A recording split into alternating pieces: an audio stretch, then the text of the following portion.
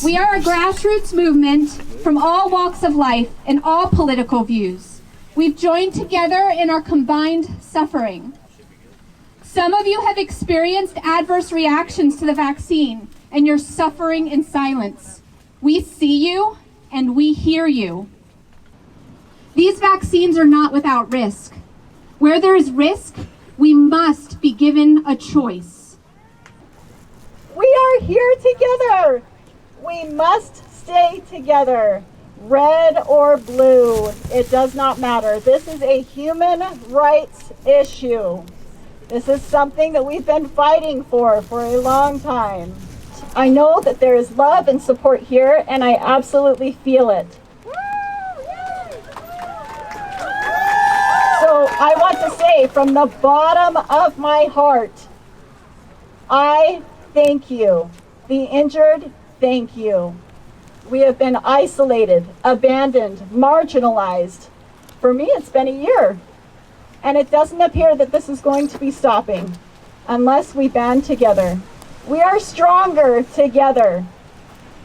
Our lives matter. Your lives matter. No matter what happens from this day forward, I want you to know we hear you, we see you, we believe you. At one point, I was paralyzed from the neck down. I aspirated on water, was placed on a ventilator in ICU for 2 weeks. That was miserable. The worst 2 weeks of my life. Today, I am an unemployed paraplegic who's learning a whole new lifestyle. And the only thing I did between full health and my current condition is get a shot. I am real, my symptoms are real, my life is forever changed, and that's real. And it's safe, we'll get them the Pfizer vaccine. Well, a few days later, my neighbor asked if she could take the boys to eat and play basketball. Her son was my son's best friend. They were always together. So she picked him up. I gave him some money. I gave him a hug. Told him be careful and behave and I love you. She took him to eat.